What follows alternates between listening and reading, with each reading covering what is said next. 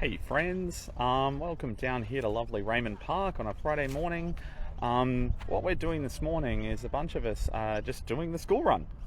It's a beautiful Friday morning, the sun's out. A couple of our kids have just been playing here in the playground in what is 50% of our green space here in the inner south. And what we're going to do is we're going to do the school run. So we're going to do the school run, and then what we're going to do is we're going to walk on to the proposed site for East Brisbane State School. So our hope is this morning that what we can do is give you a bit of a kind of a first-hand view of the reality of this for many of us, indeed 70% of us in our community who actively walk or ride our kids to school, and what the reality of that will look like in a few years if the government pushes ahead with its plans to move our last remaining public school out of the current catchment here in East Brisbane, Kangaroo Point and Wollongabba. So I'm Dan. I'm a member of the Rethink the Gabba team. I'm also a parent at East Brisbane State School and a volunteer there as well. I've got a couple of other peeps here. I'll let them introduce themselves. So Austin, if you want to just grab that. Hi everyone, my name's Austin, and I'm apparently a figment of your imagination because according to Department of Education, families don't live in Kangaroo Point. Well, I live in Kangaroo Point with my 9-year-old daughter, and we walk or ride to school every day. So people in our part of the world, on the northwestern side of the catchment, we are going to have to walk 3 times as far now as what we previously did. All right, we'll get some more commentary as we go. Another one of our friends of Raymond Park here as well. Hi, I'm Vineta Morris. I'm a friend of Raymond Park. I might not have family here, but I can see the value of having a school in this area. And it's a long walk. It is a long walk, and we're going to see that. We've picked a hot day, but 31 degrees. We're 31 degrees. We live in Queensland, right? This is the reality kind of 9 months of the year for us, so we're going to kind of have that reality. So just before we start walking with the kids, just going to give you a bit of a rundown of the methodology here, right? So I'm a professor. I'm all about the scientific method, and so what I did was I looked at the survey that we ran, which showed that 95% of local residents in the greater catchment and just slightly outside of catchment want a school within this catchment. What's interesting is when you look at the responses there, and again to kind of Austin's point about the ministers falsely asserting that no one lives in Kangaroo Point that has kids at school, we found that indeed this, where we are standing right now in Raymond Park, is about the centre of mass of all of the families that are currently have kids at East Brisbane State School. And with projections with all the development going on, it's only going to increase along that peninsula of Kangaroo Point and through some of the areas we're going to walk through this morning. And so the idea here is we've tried to be fair. Like, I could have started this Facebook Live right up at the point just under Story Bridge, which is technically in catchment, and places like where Austin's already come from. But I thought, no, let's be fair and let's start this actually in the average point. So we are ground zero on average of anyone in our catchment, and about what is the average commute by foot for a small child in this catchment currently. So that's what we're going to do. We're going to use that as a starting point and a good baseline, and then from that you can extrapolate that it's going to be, obviously even further for some, and maybe, as we pass through the edge of the catchment, they might have a shorter commute, but this is pretty much our average commute now that we're going to explore this morning. So kids, are you ready to walk to school? Yeah? There you go. All right, we're gonna start walking. So let's. Oh, you're gonna ride your bike. That's right. You ride and we'll walk. Get riding. That's fine. So we're gonna walk just across the park, and we're gonna take you across just the field here. We're gonna point out some of the lovely features of this park. So where we are right now, obviously we've come from the playground. The kids have enjoyed a bit of a play as they start their day, which is always a great way to start the day for our kids. Is it helps them concentrate, being able to play before school. It's one of these weird things, and it's a bit of a sad reality that kids at schools can't actually use their own playgrounds at schools before they start their class in the morning. And so these green spaces are really important for some kids to actually be able to let off some of that morning energy and arrive at school absolutely ready for learning. So it's just another important thing that this is absolutely the local park for all these kids at East Brisbane State School. And it's important that they have access to a playground that they can access in the morning and afternoon. For some of them, they actually get here on their own steam, which is great for building their independence. And they can enjoy that, at all hours of the day, before and after school. So we're just coming past the sheds for the local soccer team as well. The soccer team, you'll see them out here on the weekends playing their games on this beautiful park we've got here. And it's a gorgeous little spot they've got. We're being joined, you're going to see a few camera crew here. Word got out of our little walk this morning, and so we've got a bit of media with us, which is great, covering that. And it's great to see the media out kind of covering this, because it is an important issue and it goes to the heart of the community and what we need.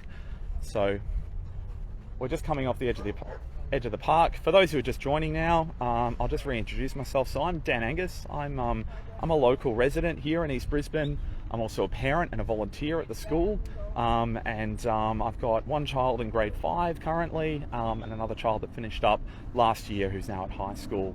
And so what we're doing this morning is a pretty familiar route for me, and something I thought to myself, and I was chatting to the other Rethink the Gabba team, that we should do this. We should make people realise what the reality is for us here in the inner south in terms of our regular commute to school, and what the reality of that's going to be if we go ahead with this ridiculous plan to move our last remaining public school outside of our catchment. So that's all we're doing, is just pointing out that, and also just pointing out the lies really that I keep hearing from the ministers. It's frustrating for me. My own research is in digital communication, and we do a lot of work on mis and disinformation, and it's really disappointing for me as a researcher when I look at the rise of mis and disinformation. One of the findings from a lot of research, internationally, including at my own research, is that governments actually lead when it comes to setting the tone around truth. And having ministers lie, bald-faced lie to us about the realities of these changes is frustrating, and it breeds an environment where other mistruths can prevail. So here we are, we're coming past this beautiful community park. So this is another feature here, is this amazing community garden. And this is really important for us here, having this community garden. The kids from the school come down and use this garden as part of their learning, and they come and tend it, and oh, sorry, I'll just plug my microphone back in. So yeah, all right, watch it the road as we go. All right, so first hazard here, crossing one of the many side streets that we're going to come past this morning. So as I was saying, the community garden's a really great feature in our community, to have something like that where we can, grow food locally, we can be resilient as a community, and we can teach those practices to our children. So a really great thing we've got there. So I'm not sure how much of the audio is picking up, but the reality of Wellington Road, the car sewer that we have here in our little community, that's only going to get busier with the increase in these kinds of apartment blocks that are going up. None of us are really opposed to apartments as such. I mean, as Austin already pointed out, you live in an apartment, Austin. Can you maybe go through some of the reasons and rationale why you moved into the area, and what you like, why you like living where you like living? Yeah, man, we've got that really precious thing where we have a real community and village feel, and the school is really at the centre of that. Being a local school where everyone can walk to gives parents a chance to meet, to talk afterwards, gives us a chance to partner with all the local businesses along here. I can't tell you how many small businesses that we have relationships with when it comes to fundraisers and that sort of thing. And since COVID, we've all been really well aware of mental health issues in society, the loss of connectedness, the loss of community, and we see articles and we see books lamenting, where's the connectedness gone? Where is community gone? Well, we have it here. We have it. And so much of that is built around the school being a local school that we can walk to. And that's why I decided to live here. We've got a beautiful school, it's heritage listed, fantastic old buildings. We've got the most wonderful green space at Raymond Park to be 2-3 kilometres from the city and have soccer fields and community gardens, dog parks, kids' playgrounds in a space like that. I thought this area is tops. Yeah. This is This is where I want to live, yeah. It's a gorgeous area, and you're absolutely right. Like, it has a real local feel. And I mean, someone said something to me the other day that I really resonated with. I hadn't even realised that, having been involved in East Brisbane State School for as long as I have, it's like a country school, right? And it feels like a country school, and it's one of like Brisbane's last country schools. And I really resonate with that that observation that it feels like a country school. And so, yeah. One of the many hazards we're just experiencing now, right, is crossing one of these side streets. Now, in Queensland, it's a law that motor vehicles and such need to give way when turning in to any of those side streets. But as often is our experience, many cars don't and drivers don't follow those rules, and so it makes it incredibly unsafe every time there's one of these cross streets with cars burning off Wellington Road here, particularly turning across our children. And so it's a real hazard having all of those cars coming down here at what is frankly quite a ridiculous speed as well for the inner city. We had to fight for a school zone. We only got it a few years ago to get that speed limit reduced around the school. But the idea around, it's not just around the local school that we need those speed limits reduced, you need it everywhere. And so, you know, people regularly speed through here. We're going to come past one of the local constabulary here in a sec, show you just how much of a problem it is, because we see these guys out here with their speed guns fairly regularly because it is such a hot spot for people speeding through, and that's partly because of the design. So this road here that we're crossing is what we call a strode. So it doesn't know whether it's a road or a street. Streets are designed for people, they're designed for businesses, they're designed for exactly the kind of activity we're doing. Roads are designed for sending lots and lots of cars through. And between Brisbane City Council and CMR and state level, they've got no idea whether they want this to be a road or a street, and so instead what we have is a strode. And that makes it incredibly noisy, busy, hectic, unsafe. Sorry crew, we're back. Hopefully people can rejoin our live. We just dropped out there because, believe it or not, my phone got too hot. So what does that say about our kids walking in this heat and having to walk a bit further? So hopefully I don't drop out again, and hopefully my phone can deal with a bit more of the heat of the day. And we'll try and keep this live going as we walk from East Brisbane to the new Coorparoo site. So where we dropped out was just back, and I'll show you here where we dropped out, was back over down there at the crossing, at the 7-Eleven and at the substation.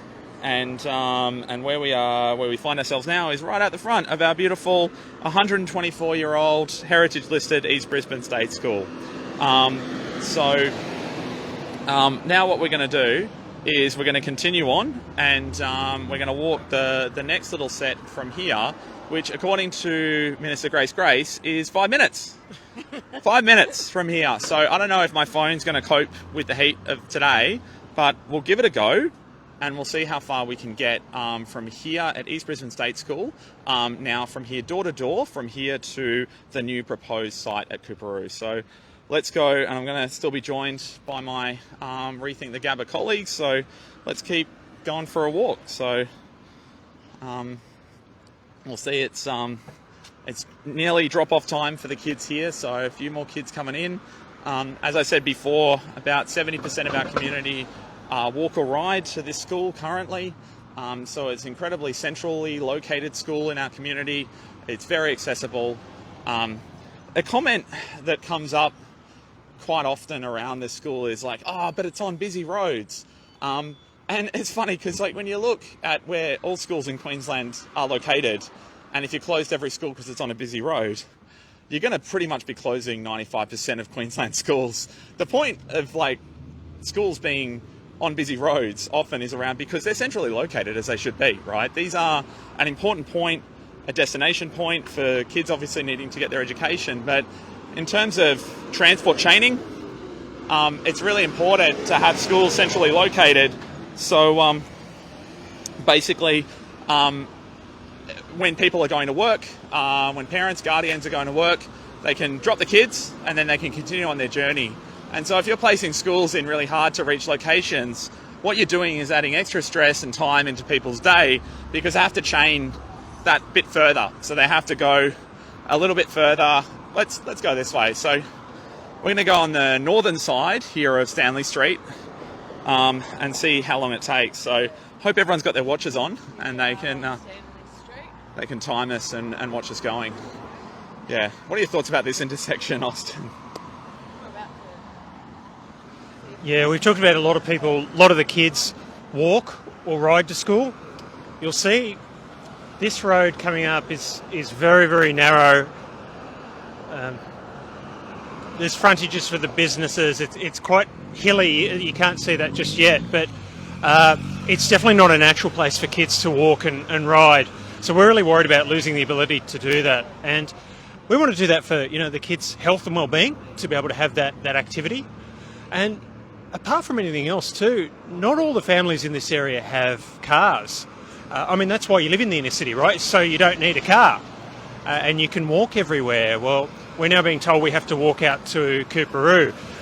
For some families, they don't have cars and they're really worried about it. I've spoken to a few families who have come to me and said, man, I don't know what I'm going to do. I can't afford a car. The building I live in doesn't have car spots anyway. How am I going to get to this new school? And even for the people who do have cars, we don't necessarily want to use them. As I said, we want to try and give our kids some exercise. And do we really want to fight this kind of peak hour traffic as well? Yeah, and the peak hour traffic on that. So we've been a bit late in the year in doing this one, I admit, because right now, actually, this is light. A lot of the private schools, or pretty much all the private schools, have shut now. And we know from the data that private schools particularly are one of the largest contributors to cars in the morning peak hour because those parents are often, further distance away from the schools. The schools lack public transport connectivity, particularly for the kids, to get there. There's honestly no safe riding spots for any of these kids to be riding their bikes regularly and conveniently. So, of course, naturally that means that people opt to use their cars to get their kids to these schools. And so, yeah, you see this regularly, and anyone who commutes down here, Stanley Street, will know just how hectic it is. So we're actually, in terms of my methodology of trying to make this as fair as an outcome, we're being a bit unfair on ourselves, I think, if we're trying to make a point here, because this is a very, very light traffic day today. So Friday. And it's Friday, right? Everyone's got their day off. Yep. So everyone's headed out for the weekend. And so, yeah. Now, also note this: we're only 3 adults at this point, and so the pace that we're setting here is pretty brisk. I'm thinking about a prep. I'm thinking about a family who's got multiple kids, so maybe one in a pram, another toddler on a scooter or something, trying to manage this, and that's going to be a lot slower pace. More than that, you think about any kind of wheeled transport, I just look at the state of these footpaths, and I grew up in Melbourne, and I feel like I was blessed in my own childhood and early growing up, because the state of footpaths that I was used to growing up are a hell of a sight better than this. Brisbane City Council manages most of these footpaths, and they do a rubbish job, honestly, of this. It's atrocious. I feel for anyone who, particularly those of our community members that are, travelling around in wheelchairs or other mobility aids. They can't manage this, right? This is ridiculous for them. So, yeah, looks like we might have timed the green light here. There you go. Once in a blue moon, you occasionally get one. I will note, that one intersection there is not too bad because there's a bit of shade if you're waiting, but many of the spots we're gonna go past today, you'll see just a lack of shade. I mean, just look at this, right? We're out absolutely sweating here on this walk already. Yeah, go for it, Austin. So you're right, Dan, there's only 3 adults here, but we're already pretty tightly squeezed here. I just got a face full of bushes a couple of minutes ago, just trying to squeeze through. You know, and you're talking about now putting hundreds of kids on this path to try to get them down to the new school. So we have talked to Brisbane City Council about maybe widening the footpath, perhaps adding a bike path. So Brisbane City Council has been very vocal in saying that they're all about active transport for kids. You know, it's one of their top priorities. And so we said, well, okay, you're closing down a school and taking away active transport for a whole bunch of kids. How does it fit in with that? Of course, there's no answer to that. And then we said, well, if you're going to build this new school out here, how about you widen footpaths like these? How about you add some bike paths? No, that's not going to happen. They've got no budget for that.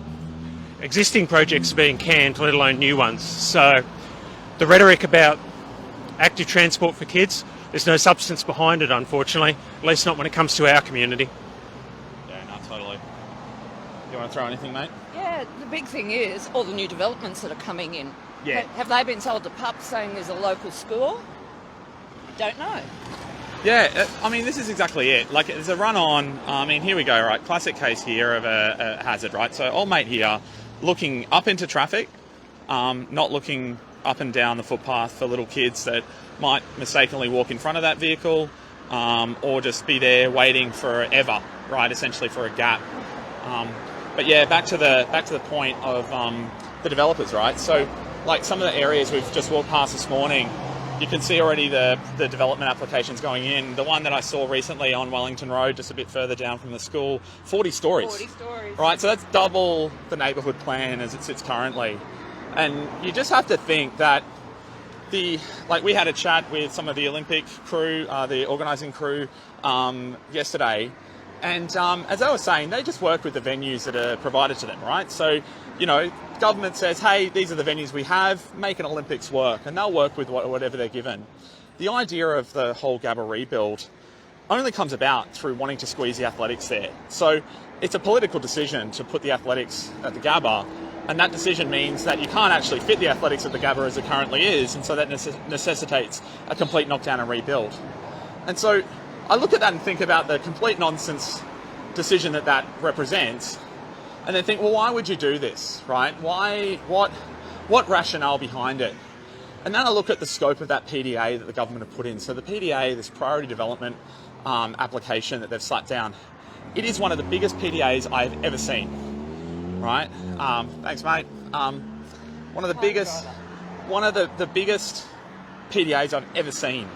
And when you see and you look at that PDA and you start to see the development applications coming in that are twice the height, that's going from 20 to 40 stories.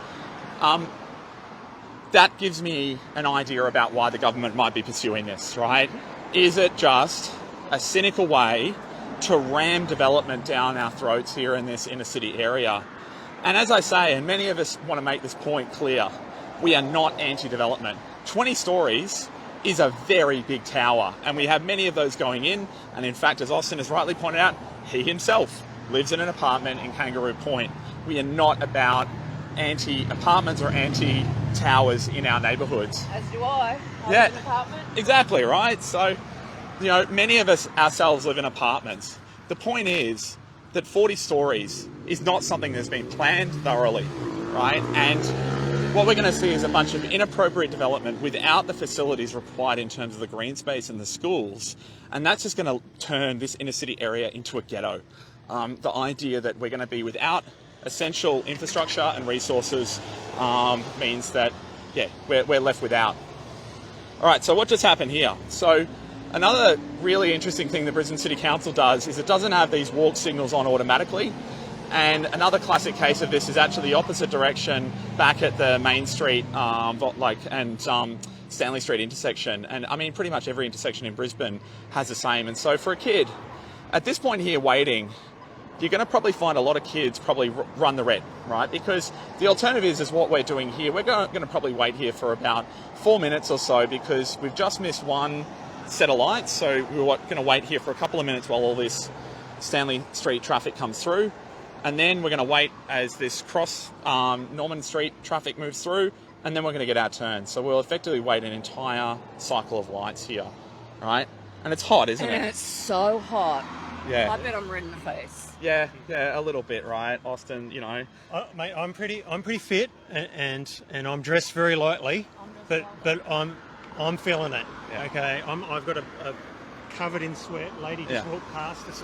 So yeah, and no shame to her. Like, you know, who would want to She- actually stand around here following the law as it is, right, around this red signal, just because Brisbane City Council refuse to make signals like this automatic, right? Are our children going to follow people like that Yeah, across the road? of course, right? And why wouldn't they, right? Because you're out here waiting forever, right? I mean, this is We're ridiculous. still waiting. Still waiting, right? And it's still just on this. And it's clear, again, the Strode concept, right? They prioritise this through traffic coming down this way.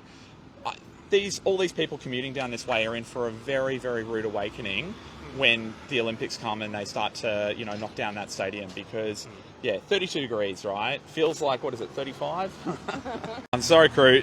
In a way to make the point, right, that my phone just died because it got too hot, right? So it was too hot for my phone to continue this live broadcast, standing there at that intersection for the length of time that we did. We couldn't even capture the length of time properly that we were waiting at that one intersection because my phone overheated, right? So this is clearly not good enough. If a phone overheats doing a basic live stream at that intersection, then that's too hot and it's unsafe for our kids.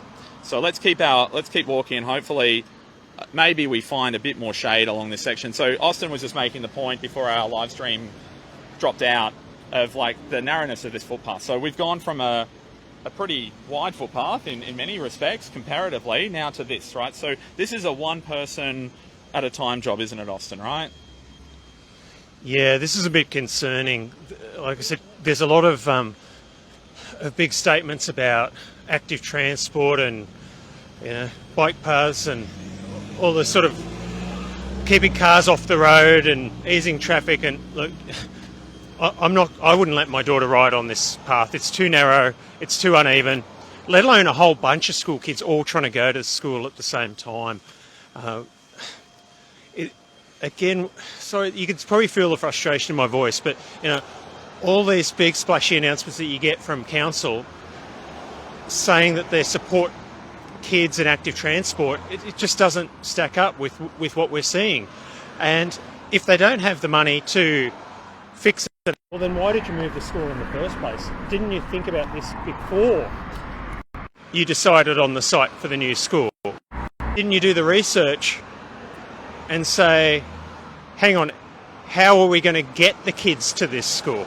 All right, so we're about to cross here. I think we crossed to the southern side. And let's just see how many cars actually pull up for us.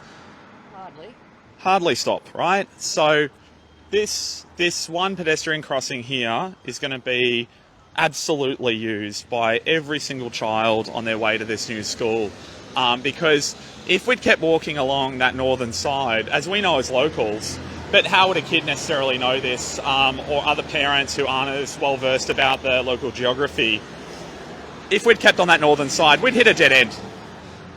In classic Brisbane style, that footpath, you'll notice as we get to it, just runs out. And you're left basically on an island with no connectivity. There's no pedestrian crossing that allows you to actually then basically escape what becomes a desert island in the middle of a sea of bitumen. So yeah, we'll point that out as we come to it. But yeah, here we come down. So we're at the bottom end now of our catchment. So this is like kind of right there, getting towards the edge. And it's easy to think on a map that once we hit this point of like even hitting Norman Creek, that we're there, we're home and hosed, right? Like that's it, you're done. Like you're at the edge, you're kind of within sight of the new school. But as we're going to show you, it's going to take us a good 10 minutes more once we get even within sight of that new school area to actually get into the site itself, because we've been forced to cross now on this southern side, and so it's going to add a couple of extra crossings. The phone, apologies, is probably not going to take the heat, so we may drop out again, but you know, we're going to be waiting now when we hit that intersection in a bit, even longer. Yeah. So we're about, half an hour in by my watch, even with the dropouts. taking those out. So about a half hour from, and that's from East Brisbane State School, right? So we left pretty promptly, and so yeah, about 35, almost 35 minutes in now. So Dan,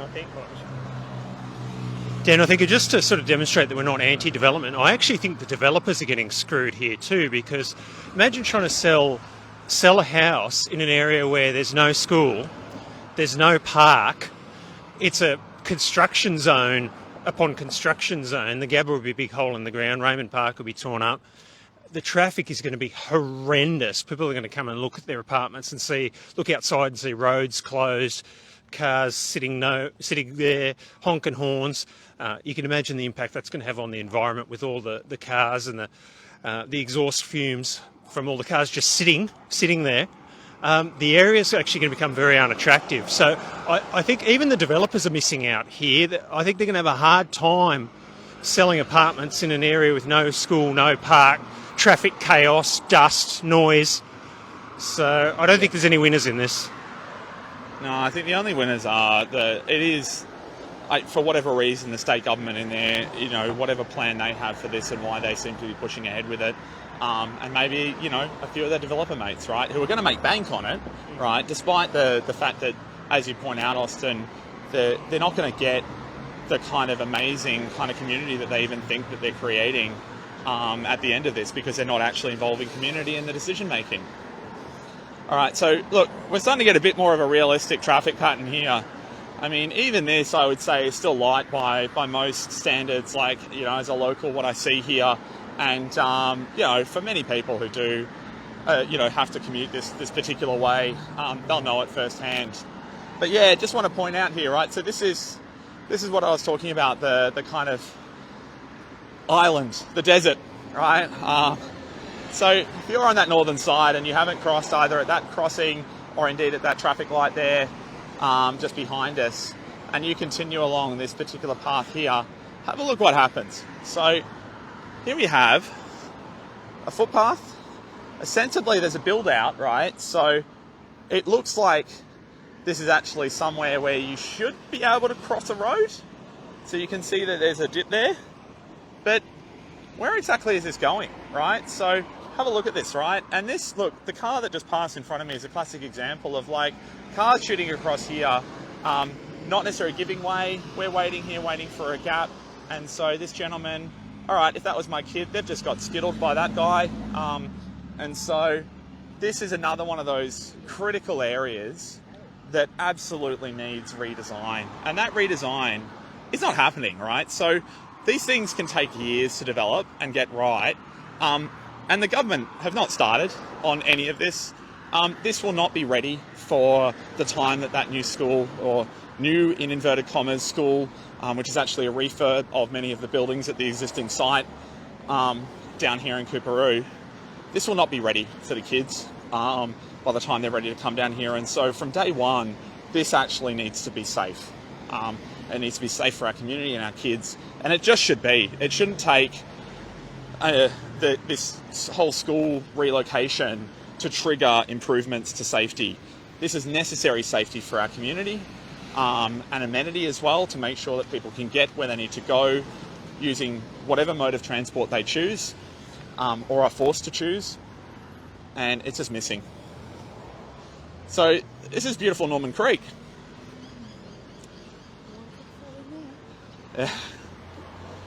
It's a really important ecological preserve in the heart of our neighbourhood. There's a bunch of native birds, other species that call this kind of mangrove and creek bed home, and it's a beautiful, beautiful spot. So it's it's a lovely little spot that we've got down here at Norman Creek. I will say it does smell a little bit. This is a site for mud crabs and for birds and other wildlife. It's not necessarily a site that's great to spend a lot of time as a human, because it can be a little bit on the nose. But it's beautiful to have, because that it's important to have nature in and around our neighbourhood. So this is exactly what we're talking about here. the long march now from that Norman Creek crossing, that we're not quite there yet. And so, yeah, once you've actually crossed this threshold and we're kind of now outside of our catchment area, our traditional school catchment, we've still got a long way to go. And I don't know about your feelings on this, Austin, but this freaks me out. Like, thinking about my child who was with us at the start, was able to make her way safely, and she does make her way safely to school by herself some mornings. Thinking of her walking this particular way, it gives me the heebies, right? That all it takes is a distracted driver to run off the road here and to take her out, or for her to get momentarily distracted, as kids do.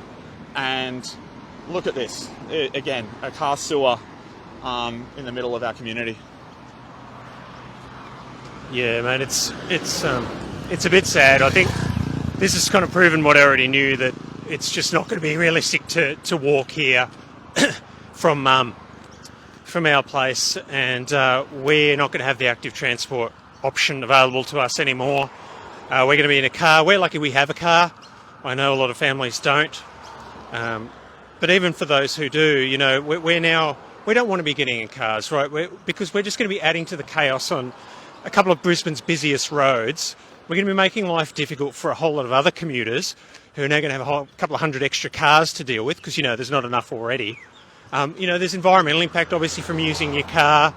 And, you know, for governments that keep talking about being clean and green, and for promoting healthy lifestyle in children, it's so hypocritical, mate, isn't it? Like, yeah. They're destroying a massive, beautiful green space at Raymond Park.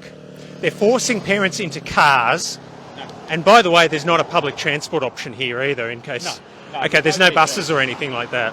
So, destroying green space, forcing people into cars, the substance doesn't match the rhetoric. Yeah. Yeah, no, totally. And as I said, just like, even at this point, you just look at this, it's just inhospitable, right? This is not a nice way to start the day. I like our commute. I mean, some of it does take in some of those busy roads we're on this morning of Wellington Road. That seems like an age away now. I mean, it was 40 minutes ago that we started this little trek. And so, you know, that's a nice way to start the day. We can leave, the kids can arrive at school ready for the school day. It's, you know, as I said at the start of the stream, I'm a researcher, I'm a professor. Research is my life, and so I look for evidence. I look for evidence-based policy as well. And the evidence I see in the education literature around this is that one of the biggest determinants of success at school and concentration at school and good behaviour at school is about kids actually being able to actively transport themselves to school. So the fact that we have an education minister who, in an interview with ABC Radio, when asked a question of what's the active transport plan for the school, responded with, we're going to provide safe car drop-offs, right? That says a lot about the lack of actual evidenced policy in that Education Queensland and by the minister. This is a minister who I think just doesn't understand her portfolio, right? She's not actually in touch with experts developing strategy which is evidence-based. And so that's a real worry when you've got someone like that in charge of our kids' education, not actually using evidence. Oh, we better wait because it's on the flashing red. So we'll just wait here another full cycle because we've just missed this one. And so, yeah, so we'll see again. My phone's probably going to crap out. I'm going to try and find a skerrick of shade here under a lonely little palm tree. And see if we can just kind of shade out a little bit and wait. So yeah, go for it, Austin. I'm going to try and not get as many because our lovely Coorparoo State Secondary College kids are arriving for the school day. So I'm going to try and not get any of them in the shot as I can. But yeah, over to you, Austin. I was just going to say, one of the frustrating parts is all the little bits of half-truth and misinformation. So one of them the government likes to peddle is that the site is only 1.6 or 1.7 kilometres. That's to the edge of the site, which is the other side of the school, which we just walked past, which is where the creek is and the ovals. That's not overly helpful. We need to get to the front door of the classrooms, and that's what we're doing today. And the front door of the classrooms is not 1.6 k's. That's the edge of the oval. Kids aren't going to spend their day on the edge of the oval. They're going to come to the classroom.